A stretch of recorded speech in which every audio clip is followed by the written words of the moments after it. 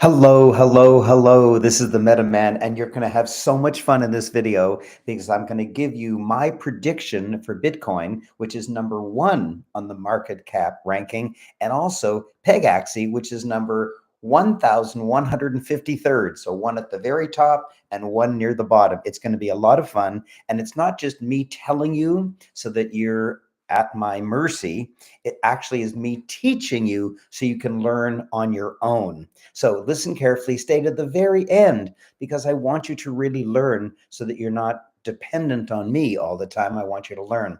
And also the most important thing you have to learn, for gosh sakes, is this is education and entertainment. It's not investment advice. Get advice from me, get advice from other people that you admire, and then make your own decisions. Okay, good. So here's the deal.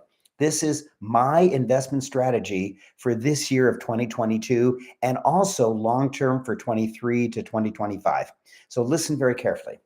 Bitcoin is $40,000. In November of 2021, it was up to $70,000 and then it fell to 40,000.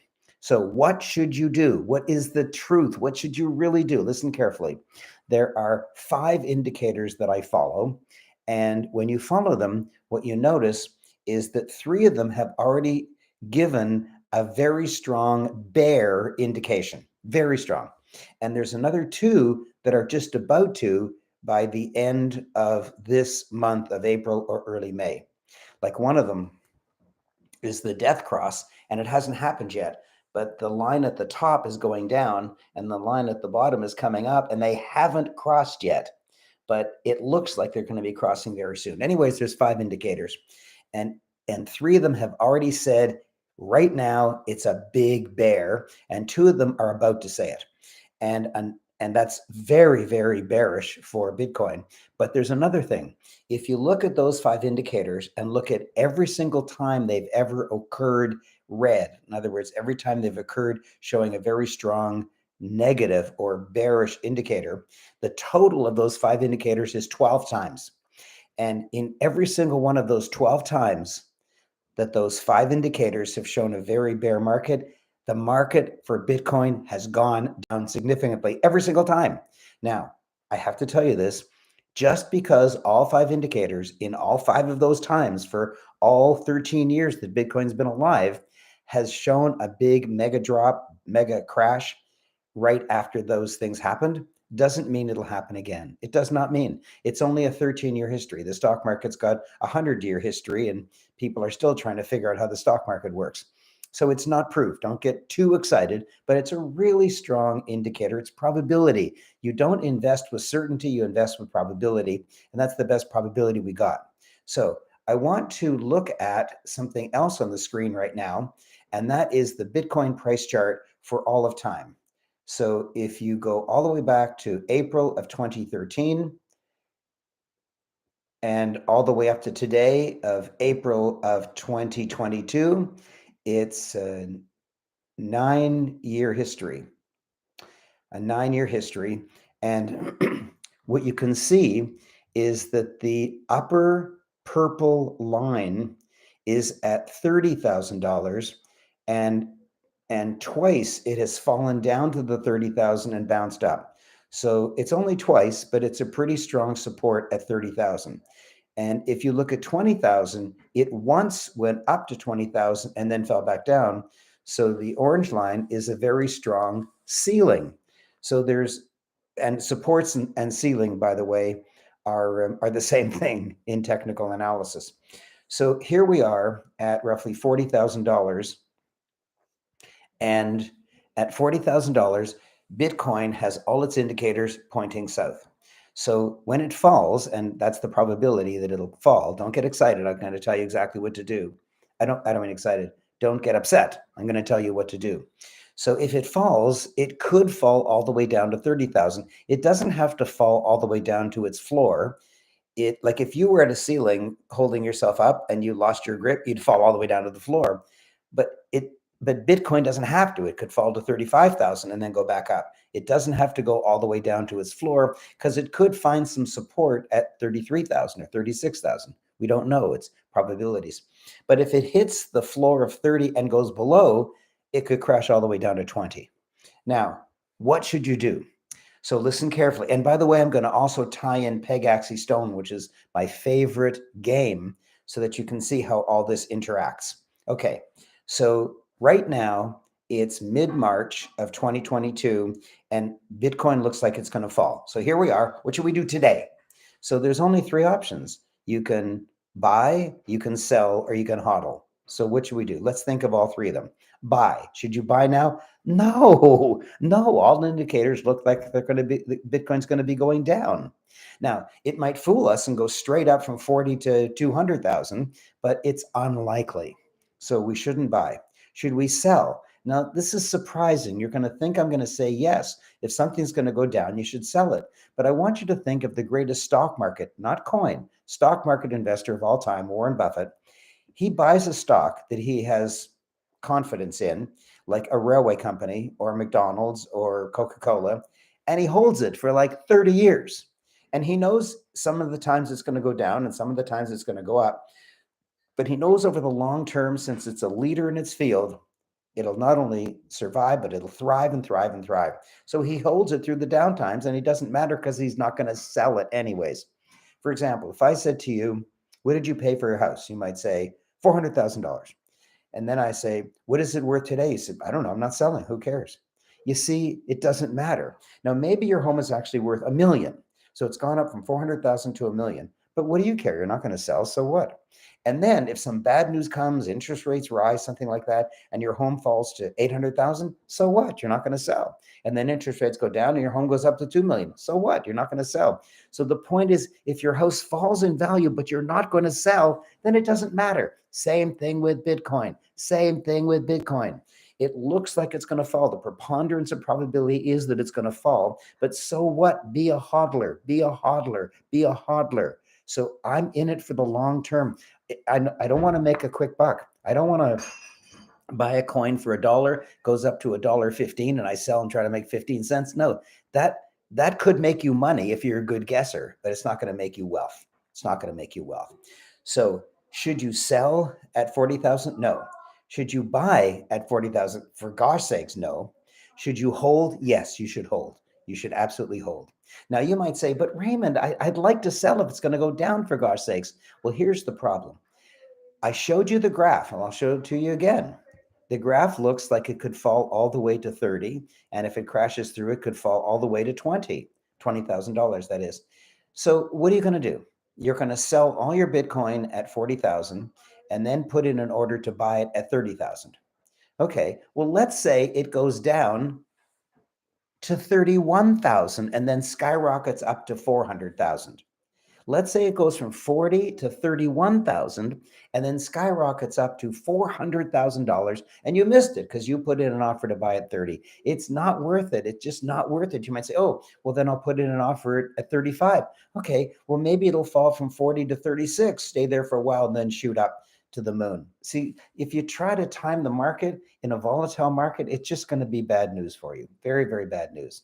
And so what should we do right now? The answer is we shouldn't be buying, we shouldn't be selling, we should be hodling. Next, let's say it drops to 30,000. So I'm projecting that it's going to fall, and I'm kind of projecting, and I'm projecting that's going to fall by the end of the summer. Let's say Labor Day. Let's say early September of 2022, it's fallen to $25,000 US per coin of Bitcoin. And what should you do? The answer is you should buy, and you shouldn't be selling. Who sells? FUDs sell. FUDs. Fear, uncertainty, and doubt. When Bitcoin falls from $40,000 to 25,000, all the weak hands, the people who don't learn, the people who don't study, the people who don't listen to my channel, they're going to get FUD, fear, uncertainty, and doubt. They're going to read in the paper, this is the end of Bitcoin, and they're going to just sell everything at the bottom, which is what all fools do. They sell at the bottom. They know the rule is buy low, sell high, but what they do is they drown in FUD when it falls, and they sell at the bottom.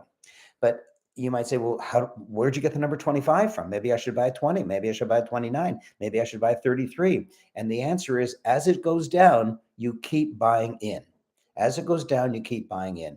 So if it falls from $40,000 today to 31,000, buy some more. And you might say, where did you make up that number? I didn't make it up. If I wake up one morning and I see that Bitcoin is 31,000, I said, it's fallen from 40,000 to 31. I think I'll buy some more now.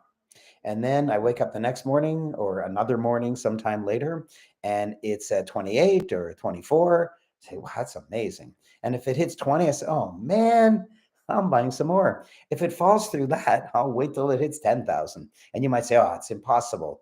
But I'm not trying to prove anything to you. I'm not a predictor of the future. I'm just telling you probabilities. So you buy as it goes down. It's called dollar cost averaging. And then you hodl, hodl, hodl. You never, ever sell. Mike Saylor, who's a multi-billionaire in Bitcoin, was at the Bitcoin 2022 conference a few days ago in Miami, Florida. And he ended his interview by standing up. He was sitting on a nice easy chair. He stood up, he looked into the camera, and he said, never sell Bitcoin, never sell Bitcoin. And he walked off the stage. Mike Saylor, multi-billionaire in Bitcoin. So that's what I'm going to do. You can do whatever you like, but that's what I'm going to do. But here's the truth. Now listen carefully. I actually don't own any Bitcoin. I don't use Bitcoin as my way to wealth. I use my Bitcoin as a barometer. In other words, I look out my window to see what the temperature reads, and then I know what to do. If the temperature says 80 degrees Fahrenheit, I'll wear a t-shirt. If the temperature says 10 degrees Fahrenheit, I'll put on a big warm parka. And so that's what I do. I don't own any Bitcoin. You might be surprised by that. MetaMan doesn't own Bitcoin. Because if it's 40,000 today, what could it go up to in a few years? It could go to 200,000. Well, 200,000 divided by 40,000 is 5x. That's pretty darn good. 5x is pretty darn good. But any altcoin can beat that. Any altcoin can be that. So I don't use Bitcoin as an investment vehicle. I use it as a fortune teller. I use it as a barometer. I use it to tell me what to do. With what? Well, with all my other altcoins. I own 43 coins right now, altcoins. And one of them is my beloved Pegaxy Stone, PGX, Pegaxy Stone. It's very, very beautiful, has very pretty horses in races. It's a horse racing game. And it's beautiful because you don't have to pay anything to race. There's 12 horses in a race. Races are happening constantly, and you can just enter a horse. And you can be the jockey yourself, or you can hire other jockeys, which for some reason are called scholars. And the scholars race your horse. There are people making hundreds of thousands of dollars today in the metaverse, in Pegaxy Stone, as scholars, jockeying other people's horses. Why? Because they're good. You see, each horse has, I think it's 5 characteristics. Like they're good in long races, but not in short races. They're good in fair weather, but not in mud. They're good when there's no wind, but they're bad when it's windy. So they have characteristics.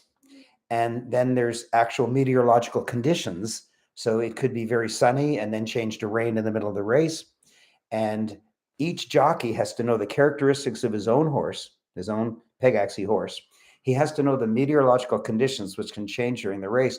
And he also has to know what the characteristics are of the other horses. So if he's running second, and let's say you own Pegaxy and you want to race your horse, and you hire a scholar, and he's running second, and he notices the horse that's first starts strong but ends slowly, then he doesn't have to worry that he's second because he knows that the horse is going to slow down near the end. So he doesn't have to waste his energy trying to catch up in the middle of the race. You see, there's a lot of things to keep in mind. And when the horse that you own wins, you make money, or you make coins, let's say. And when the jockey, which is called a scholar, when the horse that he's riding for other people wins, then he makes money too. So it's a good game. It's a fun game, and it's an easy game to understand, but it's a tough game to be great at because you have to remember so much and you have to be able to react so quickly. But the fun thing is that it's free to join a race. That's what's really interesting. But you earn real coins. You don't earn the Pegaxy coin, PGX. You earn a game token that is unlimited, which is how a lot of games work. Okay, so let's talk about Pegaxy. I bought Pegaxy at 80 cents. Not because I thought it was a good buy at 80 cents, because I bought it in December at 80 cents. In November, Bitcoin had just topped up at $70,000. And so it was not a good time to buy. But it's so difficult to buy Pegaxy Stone. I had to have a consultant in Slovenia teach me how to buy it. It's not on a decentralized exchange, which is easy to use. I had to open up a MetaMask wallet, and then I had to buy some Polygon Matic, and then send it there and use Uniswap to trade it from Matic to Pegaxy. It was a complicated process, and I couldn't figure it out. But he helped me. Nate's Speglich helped me. And I said, you know what? I just want to buy the darn thing and forget about it. I'm going to hold it for many years. So what? So I bought it at 80 cents, and it's now 17 cents, because in that time, Bitcoin fell from $70,000 to $40,000. And that's almost a 50% fall. But 80 cents to 17 cents is way the heck more, way the heck more than a 50% fall. So the little guys, the altcoins, amplify the effect of Bitcoin. That's why I use it as a barometer. So I'm not going to be buying Pegaxy now because my barometer says that it's going to get colder. The Bitcoin barometer is going to get colder. Now, if Bitcoin falls from 40 to 30, especially if it falls quickly, then the altcoins will fall way, way faster than that. And so if Bitcoin goes from 40 to 30, then Mr. Pegaxy might fall from 17 cents to 6 cents. And if it falls down to $20,000, if Bitcoin falls to 20,000, Pegaxy could be worth 1 cent. 1 cent. And just a few months ago, I paid 80 cents, for gosh sakes. Well, luckily, I don't have to worry about that, because if you played a video that I made a few days ago, you found out that I was hacked, and the coin that I lost was my beloved Pegaxy. So it's not my worry that went from 80 cents to 17 cents. It's some other bad guy's worry. But what I'm going to be doing, because the Bitcoin barometer is getting colder, I'm going to wait. And I might buy it at 1 cent. So let's say I buy $10,000 worth of Pegaxy at 1 cent. That means I will own 1 million Pegaxy coins. 1 million Pegaxy coins. And if if Pegaxy goes a little higher than it was at 80 cents, if it goes up to $1, well, then $1 times a million coins is $1 million. And Pegaxy is just in its infancy. It's just new. They've got a beautiful, their horses are beautiful, but they want to develop other things. Not only are the horses the NFTs and the saddles, and there's other things that are NFTs as well, but they're even thinking of having a horse racing stadium as an NFT. So you can actually buy an entire stadium, and then you can attract Pegaxy owners and Pegaxy scholars and Pegaxy horses to your stadium and charge admission. So all these are in the works, and it's very, very exciting. So when it develops, when the developers have time to implement all their wonderful ideas, then Pegaxy could go to $2, $3, $5, $10. If it goes to $10 and I own 1 million shares, that's $10 million. That's life-changing. That's huge. That's huge. I mean, even for me, that's an awful lot of money. And you might say, well, that means it has to go up by 100x, even more than that. Yeah, but you see, when Bitcoin, the barometer Bitcoin, goes down from 40 to 30 or 20, and then moons back up to 200,000 or 400,000, imagine Bitcoin going from 20,000 to 200,000, that's a 10x. If Bitcoin can do 10x at number 1 on the market cap ranking, then little Pegaxy Stone, which is currently 1,153rd on the market cap rank, if Pegaxy could go 5x or 10x, then that little guy can go 100x or 500x. Wow, wow, wow. And that's what I'm looking forward to. So I've taught you my strategy for 2022. Right now, I'm not buying, I'm not selling, I'm hodling. When it goes down, that's the probability, the greatest probability. I'm going to be buying as it goes down, but I'm not going to be buying Bitcoin. I'm going to be buying the altcoins. And I particularly like buying the little games, the games that are way, way down on the market cap rank. Those are my favorites. And if you want to play some previous videos, you can see that there's certain games that I love, and you can follow them. And that's what I'm going to do. I'm not going to sell. I'm going to hodl, and I'm going to dollar cost average down for my altcoins. And when Bitcoin moons, I'm going to use it as my barometer of exactly what to do. And when it goes up in the next boom, let's say it drops down to 30 or 20 and then moons up to 100,000, 200,000, somewhere in that range, then that's the end of this cycle. And what I'm thinking of doing, even though I will probably take some profits when the barometer Bitcoin hits 100,000 or $150,000, but I'm going to actually wait till the peak of the next cycle, not a year from now. The next cycle might peak a year from now, but maybe 4 years from now, when Bitcoin goes up to say 100,000 or 150,000 and then falls back down to 60,000 and then goes up to maybe 800,000. At that time, all my little coins will have already had years in development, and they'll be mature, and some of my games maybe will be in the top 10, and then now they're not even in the top 1,000. That's what I'm looking for. I'm not looking for a quick buck. I'm not even looking for this boom. I'm looking for the boom after this boom. I'm not looking for 2022. I'm looking for maybe 2026. Because you can take profits at 2022. That's cool. And please do. And I probably will when I get there. But I'm going to keep most of it and let it fall and then sell at the next boom, not the next boom. Wow. You are much, much wiser than you were just a few minutes ago. Remember, don't FUD at the bottom. And also, don't FOMO at the top. FOMO means fear of missing out. So, for example, if you don't buy Pegaxy, let's say you don't buy it, you just listen to it. The meta man has this crazy idea about horse racing. To hell with it. You're not interested. And then it goes down to 1 cent. And I'm saying, yeah, and I make another video and I show you that I bought $10,000 worth of it and I have 1,000,000 Pegaxy coins. And then a few months later, it goes up so much that I'm a millionaire. And you say, oh, darn it, I don't want to miss it. So you buy it at the top. Don't do that.